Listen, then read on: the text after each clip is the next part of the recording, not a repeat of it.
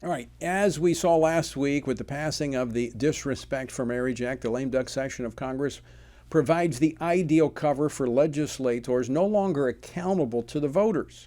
Now, this lame duck session, and I'll repeat this for those who may be tuning in for the first time. That's the time between the election and the new Congress coming in on January the 3rd. This is a time for mischief. It's a time where there's no accountability to those who are presently, for the most part, about a third of those that are in Washington doing this work. They'll never stand before voters again. So right now we're looking this week with government funding scheduled to end on Friday unless a new budget deal is reached. What should we be watching for this week in Congress? Well, joining me now to discuss this is Connor Semelsberger. He's the Director of Federal Affairs for the Family Research Council. Connor, welcome back to the program. Yep, happy to talk about this lame duck session. Okay, so what should we be watching out for this week? Yeah, so one of the biggest things left for Congress to do, thankfully there's only one thing left on that schedule, is to fund the government. The deadline for government funding runs out this Friday. So we got 5 legislative days to stop a government shutdown and continue our federal appropriations into the next year. And there's still lots at play, lots of bad bills that can still get attached. And we need to ensure things like the Hyde Amendment and other good pro-life policies and such that have been around for years and years stay intact.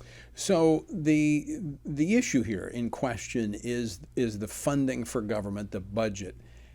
The question is, will Nancy Pelosi, who is no longer going to be Speaker after January. I mean, the voters of America have put the Republicans in charge of the House of Representatives, but yet right now they're working on a budget that could tie the hands of the Republican Congress well into next year.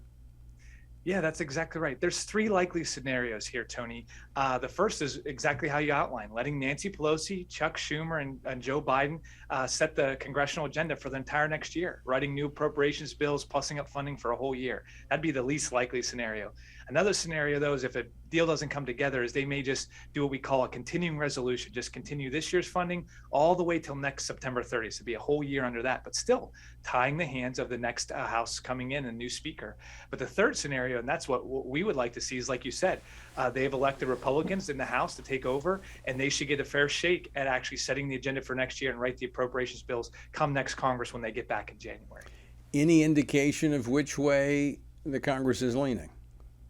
Well, this Congress would love to get those bills in as a nice Christmas present for their industry and their interest. And so that's what they want to fight for. But time is against them.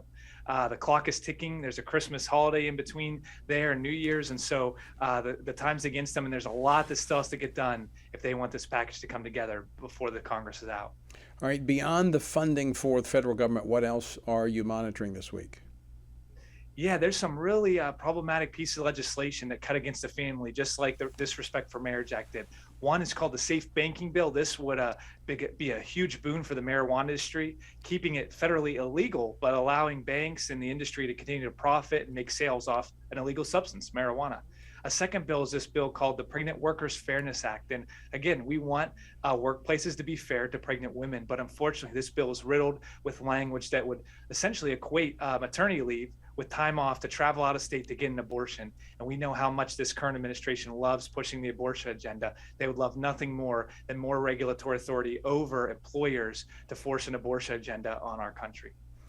So we'll be monitoring activity through the week, but right now the action item would be to contact your member of Congress, your senators, and encourage them to only fund the government into the first part of next year so that the new Congress can set the spending priorities, right? That's exactly right. The people have spoken. They want Republicans representing them in the U.S. House, so they should get the first shot to govern by writing appropriations bills for the upcoming year. All right. Connor, thanks so much for joining us. We'll check in with you a little later in the week. Sounds good. Thanks for having me on, Tony.